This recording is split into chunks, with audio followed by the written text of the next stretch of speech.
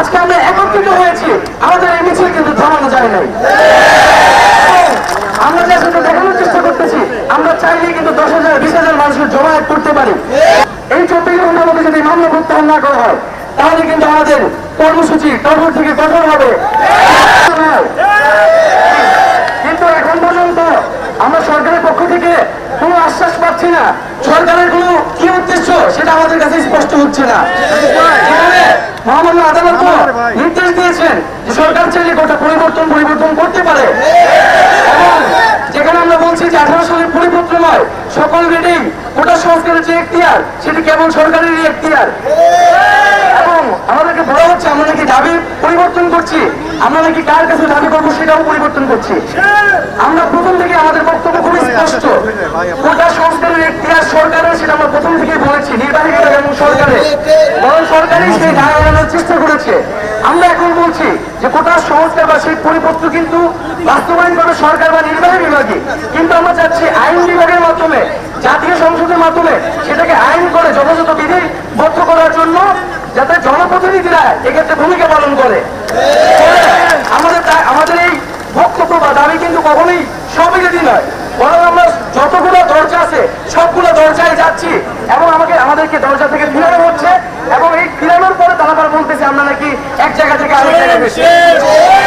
আজকে যদি তারা প্রথম থেকেই সরকারি যদি প্রথমে এখানে হস্তক্ষেপ করতো, তাহলে কিন্তু আমাদের এত বক্তব্য বা এত জায়গায় যাওয়া লাগতো না। তারপরে আমরা যাচ্ছি, আজকে আমরা মহামান্য রাষ্ট্রপতির কাছে এসেছি রাষ্ট্রের অভিভাবক হিসেবে। আমরা চাইছি সরকারের কাছ থেকে যদি আমরা আশ্বাস পাচ্ছি না, আমরা চাই তিনি হস্তক্ষেপ করে জাতীয় সংসদে আমাদের যে এক দফা দাবি, সেই এক দফা দাবি প্রেক্ষিতে আইন পাস করতে ভূমিকা রাখবেন, এবং প্রয়োজনে জরুরি অধিবেশন আহ্বান করবেন। আমরা এক্ষেত্রে আমাদের স্মারকের পিঠে আমরা মহামান্য রাষ্ট্রপতির কাছে 24 ঘন্টার জন্য একটি সুপারিশ করেছি যে আগামী 24 ঘন্টার মধ্যে আমরা চাই সংসদে অধিবেশন ডেকে সেটার আইন পাশের জন্য কার্যকর ব্যবস্থা নেওয়া হোক, অথবা অধিবেশন আহ্বান করা হোক। আমরা আগামী 24 ঘন্টার মধ্যে এই দৃশ্যমান পদক্ষেপ দেখতে চাই, এবং আমাদেরকে দমন করার জন্য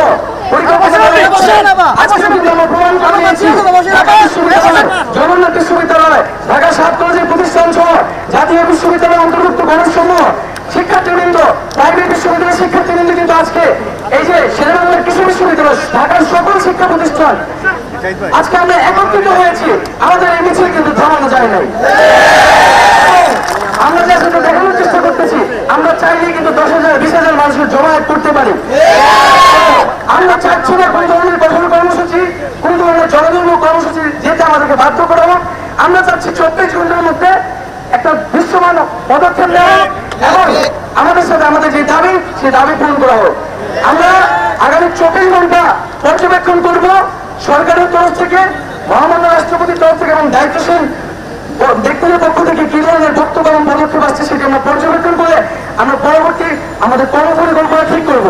এবং আরেকটি বিষয়, আমাদের নামে যে মামলা করা হচ্ছে, সারা থানায় অজ্ঞাতনামা মামলা করা হয়েছে, আমরা বলেছিলাম 24 ঘন্টার মধ্যে সেই মামলা প্রত্যাহার করতে হবে।